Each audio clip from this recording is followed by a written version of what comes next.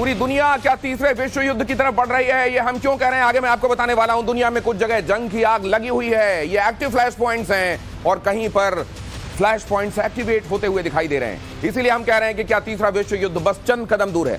हम आपको दिखाने जा रहे हैं कि कैसे दुनिया के अलग अलग हिस्सों में जंग छिड़ी हुई है या फिर जंग का खतरा गहरा होता जा रहा है। यहां पर हम देख रहे हैं ये वर्ल्ड मैप आप देख रहे हैं, किन किन जगहों पर आप जानते हैं। ये मिडिल ईस्ट का नक्शा यहां आप देख रहे हैं। 7 अक्टूबर से इजराइल गाजा में जंग जारी है और इसके साथ सीरिया और लेबनान भी यहां पर शामिल होते जा रहे हैं। यहां पर इन तमाम तरह की चुनौतियों से इजराइल रूबरू है और वो हर चुनौती से निपट लेगा, वो ये इसका दावा है। अमेरिका इजराइल का साथ दे रहा है, लेकिन आप जानते हैं ईरान समर्थन कर रहा है न सिर्फ हमास का, बल्कि सीरिया में वो लोग जो इजराइल के खिलाफ मोर्चा खोले हुए हैं और हिजबुल्लाह का लेबनान में। इधर देखिए आप, रशिया और यूक्रेन जंग, ये आप जानते हैं अब 600 से भी ज्यादा दिन इसको हो गए। आए दिन यहां पर तनाव ऐसा बनता है कि ये लगता है पूरी दुनिया को अपनी जद में ना ले ले। इधर कोरियन पेनिनसुला आप देख रहे हैं, उत्तर कोरिया और दक्षिण कोरिया, इनके बीच में लगातार ये तनाव रहता है और तनाव में उत्तर कोरिया असल में ना अमेरिका की परवाह करता है और ना दक्षिण कोरिया की। यहां ड्रिल का जवाब ड्रिल से दिया जा रहा है, लेकिन ये ब्रिंकमैनशिप क्या कभी भी एक बड़े खतरे की तरफ दुनिया को ले जा सकती है। उत्तर कोरिया और दक्षिण कोरिया के साथ आप देखिए चाइना और ताइवान, ये नक्शे में वो जगह है जहां पर ये फ्लैश पॉइंट कभी भी एक्टिवेट हो सकता है। वैसे भी चाइना में जो उनका जो माउथ पीस है चाइना का, वो ये लगातार ये कहता रहा है कि हम अब असल में यही टाइम है जब ताइवान को हमको कब्जे में लेना चाहिए। तो क्या ताइवान को कब्जे में लेने की चाइना की जो क्वेस्ट है ये किसी भी वक्त अमल में ला सकता है? वो आज भी यहां से खबरें ये आई कि कई पीएलए के फाइटर जेट्स ने उधर जाकर एयर डिफेंस जोन का उल्लंघन किया है और न सिर्फ फाइटर जेट्स ने बल्कि कई वेसल्स भी भेजे गए, 5 से ज्यादा वेसल्स। तो क्या कभी भी ये कोई भी फ्लैश पॉइंट एक्टिवेट हो सकता है? कोरियाई प्रायद्वीप में बात परमाणु हथियारों तक पहुंच चुकी है। उत्तर कोरिया लगातार अपनी परमाणु ताकत में इजाफा कर रहा है। अमेरिका और दक्षिण कोरिया ने भी तैयारी कर ली है। ये बहुत बड़ी खबर आज की जो मैं आपके सामने रख रहा हूं। कोरिया में दक्षिण कोरिया, ये कोरियन प्रायद्वीप जो है आप जानते हैं, दक्षिण कोरिया और उत्तरी कोरिया, इनके बीच में लगातार तनाव बना रहता है। लेकिन अब ये तनाव एक कदम और आगे बढ़ गया है क्योंकि अमेरिका ने एक बड़ा अनाउंसमेंट कर दिया है। क्या है वो बड़ा अनाउंसमेंट? ये है कि अब दक्षिण कोरिया के साथ अमेरिका का अभी तक का जो करार था उसको रिन्यू किया जाएगा। रिन्यू किए जाने से क्या फर्क पड़ेगा वो मैं आगे आपको बताने वाला हूं। आपको बताते हैं कि अमेरिका ने असल में क्या ऐलान किया। अमेरिका ने यह ऐलान किया है कि वो दक्षिण कोरिया के साथ चल रहे अपने कॉन्ट्रैक्ट को रिन्यू करेगा। अगर कॉन्ट्रैक्ट रिन्यू होगा तो क्या होगा? इस कॉन्ट्रैक्ट के मुताबिक अब जो इसमें नए क्लॉजेस डाले जा रहे हैं उसके मुताबिक ये होगा कि अब उत्तर कोरिया के साथ तनाव बढ़ने की सूरत में अमेरिका अपने परमाणु हथियारों को दक्षिण कोरिया में उतार सकता है। अगर अमेरिका अपने परमाणु हथियारों को दक्षिण कोरिया में उतार सकता है, इसका मतलब यह है कि नॉर्थ कोरिया के लिए यह बढ़ा हुआ थ्रेट परसेप्शन होगा। और नॉर्थ कोरिया जो कि आप जानते हैं पहले यह दावा करता है कि उसके पास 100 से ज्यादा टैक्टिकल न्यूक्लियर वेपन्स हैं, वो इस बात को प्रोवोकेशन के तौर पर लेगा और इस तरीके से कोरियन पेनिनसुला में चलने वाला यह तनाव एक कदम और आगे बढ़ सकता है। कोरिया प्रायद्वीप में परमाणु का ये खतरा अगर सामने है तो जाहिर है ये बहुत बहुत बड़ा डेंजरस इंडिकेशन है वर्ल्ड ओवर। कर्नल एस डिन्नी मेरे साथ जुड़ रहे हैं बहुत दिनों बाद। डिन्नी सर, आपके साथ ये बातचीत काफी मजेदार होती है, हमेशा बड़े कमाल के इनसाइट्स आप देते हैं। मैं ये जानना चाहता हूं सर, ये बहुत दिनों से एक सुलगता हुआ ज्वालामुखी है लेकिन ये फटा नहीं है, क्या ये फटने की तरफ जा रहा है? बिल्कुल दिनेश जी, और आपके साथ भी हमेशा you have bang on analysis जो भी आप करते हैं। और इस चीज में आपका जो इनिशियल था कि it is definitely a threat in being, जो वहां पर नॉर्थ कोरिया में और साउथ कोरिया के बीच में जो टेंशन चलता है वो हमेशा एक थ्रेट रहता ही रहता है। वो कभी भी फट सकता है, कभी भी क्योंकि उसका कारण कभी भी मैं क्यों बोलता हूँ, क्योंकि नॉर्थ कोरिया में एक ऐसा लीडर है जिसका क्या कर सकता है कोई प्रेडिक्ट नहीं कर सकता। कुछ भी वो बहुत एरेटिक है, कुछ भी कर सकते हैं। तो इस तरह से एक लीडर जब रहते हैं तो हमने देखा है पिछले हिस्ट्री में भी जब भी ऐसे लीडर्स आते हैं तो कभी भी कुछ भी होता है और वो जंग कई बार विश्व युद्ध तक भी बढ़ा है।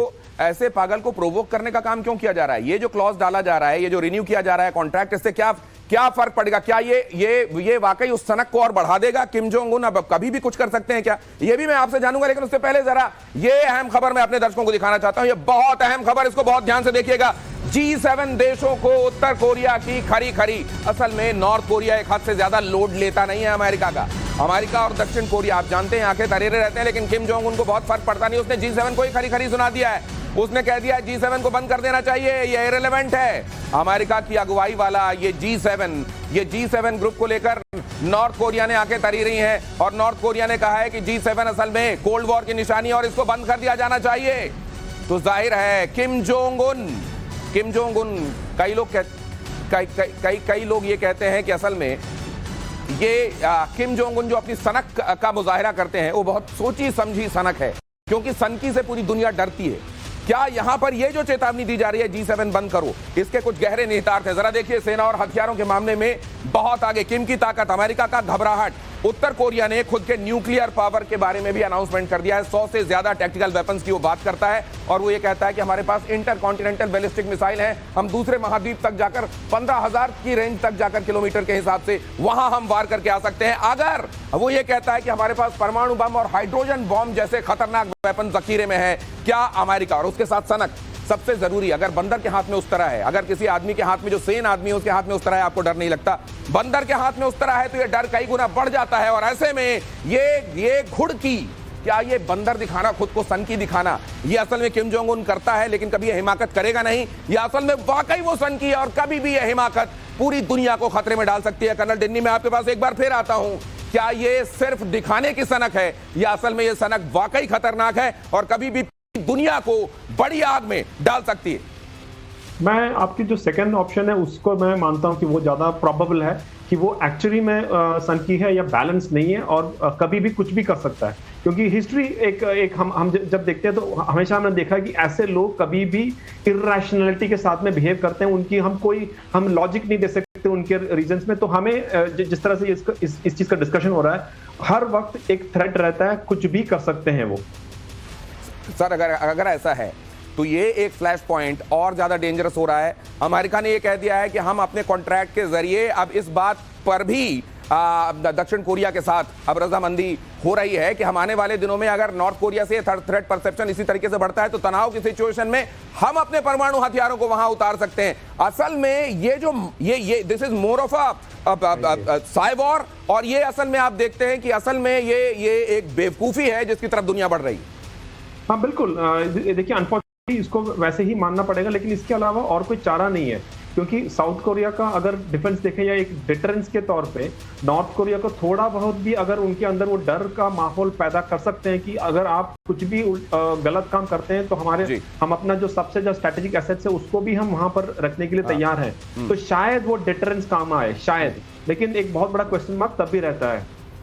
ये डेटरेंस इसलिए रखा जाता है कि सामने वाला इस डेटरेंस, अगर ब्रह्मास्त्र आपके पास है तो उसका लिहाज करे और तनाव को एक हद से ज्यादा बढ़ाए नहीं। लेकिन वहीं पर ये स्थिति वहां भी पहुंचती है जहां आपने देखा इसी दुनिया में हिरोशिमा नागासाकी हुआ है। मतलब ये ब्रह्मास्त्र चला भी दिए जाते हैं, सिर्फ डेटरेंस के लिए तर्कश में रखे नहीं जाते, और यही दुनिया के सामने एक बड़ा खतरा। अगली अहम खबर की तरफ आपको ले जा रहा हूं, मिडिल ईस्ट। चलिए नए कोरियन पेनिनसुला से अब आपको लिए चलता हूं मिडिल ईस्ट। कोरियन पेनिनसुला से अब आपको मिडिल ईस्ट ले चलता हूं और वहां का हाल दिखाता हूं। 40 दिनों से इजराइल हमास के बीच में जंग जारी है। 7 अक्टूबर को यह ताजा तनाव शुरू हुआ था और यह आज तक जारी है। मतलब पूरी दुनिया के लिए खतरनाक ये भी है कि अगर कहीं आग जले और वो बुझने लगे, अगर आग जले और वो तात्कालिक रूप से जले और उसके बाद बुझने लगे तो दुनिया राहत की सांस ले सकती है।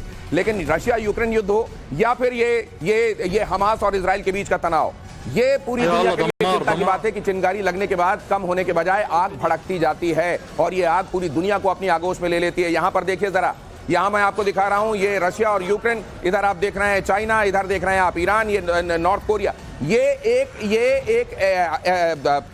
एक एक्सिस बनती जा रही है जिसमें रशिया के साथ नॉर्थ कोरिया भी है, जिसमें चाइना भी है और ईरान भी है। अगर ये खतरनाक ताकतवर कंट्रीज जो कि परमाणु शक्ति संपन्न भी हैं, और ईरान भी अब ये कहा जा रहा है कि अपने यूरेनियम को एनरिच करके वहां तक ले गया है जहां वो परमाणु बम लगभग बना चुका है। नॉर्थ कोरिया के पास परमाणु बम है, रशिया के पास परमाणु बम है, चाइना के पास खतरनाक परमाणु बम है और ईरान भी बना चुका है। और अगर ये एक एक्सिस बन गई तो ये दुनिया के लिए कितना खतरनाक हो जाएगा, ये भी मैं समझना चाहता हूं। ये कर्नल डिन्नी, ये आपको लगता है कि ये एक्सिस न सिर्फ बन गई है बल्कि हर गुजरते दिन के साथ मजबूत हो रही है, या ये एक्सिस परसेप्शन की एक्सिस है?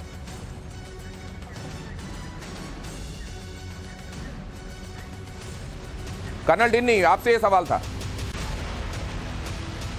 तक परसेप्शन का एक्सेस है, बट जहां तक मैं समझता हूं कि इसमें ईरान का एक बहुत बड़ा रोल है, और ईरान डेफिनेटली चाहता है कि इस तरह का एक एक्सेस बने, जो एक्सेस ऑफ रेजिस्टेंस जिस तरह से वो कहते हैं अपने आप को, जो कि बहुत सारे सऊदी के लोगों ने भी बोला ऐसा कुछ नहीं है। तो एक जगह पर ईरान डेफिनेटली चाहता है कि ऐसा एक एक्सेस बने, लेकिन मल्टीपल कंट्रीज जो मिडिल ईस्ट में ही सऊदी अरेबिया है, बाकी जो कंट्रीज वो नहीं चाहते। तो मेरे ख्याल से इस तरह से बहुत आसानी से नहीं बन सकता है। ये आप इंपॉर्टेंट बात कह रहे हैं कि ये मोर ऑफ अ परसेप्शन है, मतलब लोगों के दिमाग में एक्सेस ज्यादा है, अपने अपने इनके निहित स्वार्थ ऐसे हैं कि ये मजबूती के साथ एक्सेस बन जाए, दुनिया के लिए खतरा हो जाए, ऐसा कम है। लेकिन फिर भी ये जो हो रहा है ये कभी भी उतना खतरनाक भी हो सकता है कि एक्सेस दुनिया के लिए खतरनाक हो जाए। ये जरा देखिए, आपको अगली खबर की तरफ आपको ले चलता हूं, मैप के जरिए आपको ये दिखाता हूं कि कौन सा देश किसके साथ खड़ा हुआ फिलहाल दिखाई देता है, और कैसे गाजा और फिलिस्तीन के बहाने नए खेमे तैयार हो रहे हैं। ये जो मैं आपके सामने रख रहा हूं, वहां पर आप देख रहे हैं Russia, Iran, north Korea, China, ये एक्सिस जिसके बारे में एक्सिस ऑफ रेजिस्टेंस जिसको नाम देता है ईरान। और यहां पर आप देख रहे हैं ये लेबनान आपको दिखाई दे रहा है, उधर आप देख रहे हैं कि सीरिया साथ में है, हमास के साथ लड़ाई में इजराइल के खिलाफ ये दोनों साथ दे रहे हैं। और इधर देखिए आप यूरोपियन कंट्रीज, ब्रिटेन, यूके, खासतौर से अमेरिका, ये इजराइल के साथ खड़े हुए हैं। तो कुल मिलाकर ये भी हालांकि आपको जानना चाहिए कि इजराइल ने जब आज ये ऐलान कर दिया है कि हम फिनलैंड को अपना एयर डिफेंस सिस्टम देने वाले हैं, वहां पर टर्की ये कह रहा है कि आने वाले दिनों में इजराइल को जिस तरीके के हमले वो हमास पर बोल रहा है उसको भुगतना पड़ेगा। ये समझना पड़ेगा कि असल में कहां पर एक अगर परसेप्शन की एक्सिस ये है, मोर ऑफ अ परसेप्शन एक्सिस, तो नेटो भी क्या परसेप्शन का एक ऑर्गेनाइजेशन रह गया? ये भी मैं कर्नल डिन्नी बहुत जल्दी से आपसे कमेंट लेना चाहता हूं।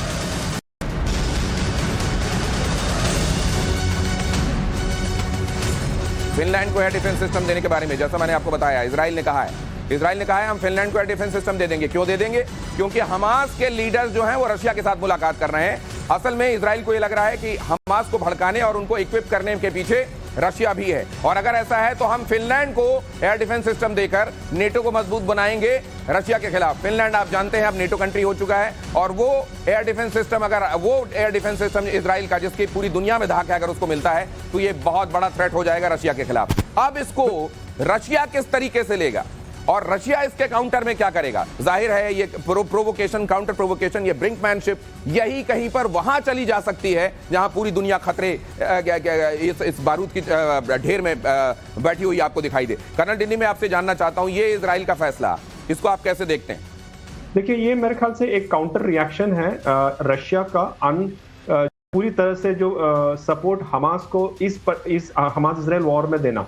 मेरे ख्याल से रशिया ने, क्योंकि इजराइल और यूएस का एक बहुत क्लोज अलायंस है, तो रशिया ने पूरी तरीके से फलस्तीनी और खासतौर पे हमास के को सपोर्ट दिया है। तो मेरे ख्याल से इजराइल उसके बदले में उन्होंने बोला कि अगर आप ये करते हैं तो हमारे पास भी ऑप्शन हैं आपको ट्रबल करने की, हम फिनलैंड को अपना एयर डिफेंस सिस्टम देंगे। तो मेरे ख्याल से ये एक पोस्चरिंग है इन द लार्जर जो गेम प्लान वहां पर चल रहा है, एक तरफ यूएस और एक तरफ रशिया का। और रशिया के संबंध में एक और चीज मैं बोलूंगा कि वो अपनी रेलेवेंस, जो अपना जो खोया हुआ रेलेवेंस है, वो इस युद्ध के साथ वापस अपनी तरफ लेकर आने की कोशिश कर रहे हैं वो।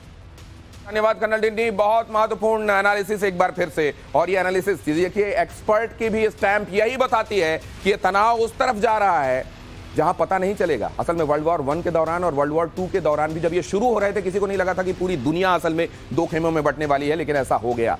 फिनलैंड को एयर डिफेंस सिस्टम ये जो दिया जा रहा है, क्या इसके मायने क्या होंगे? ये प्रोवोकेशन, काउंटर प्रोवोकेशन ये जो हो रहा है कंट्रीज की तरफ से, ये दुनिया को किधर ले जाएगा? ये आपने संक्षेप में समझा।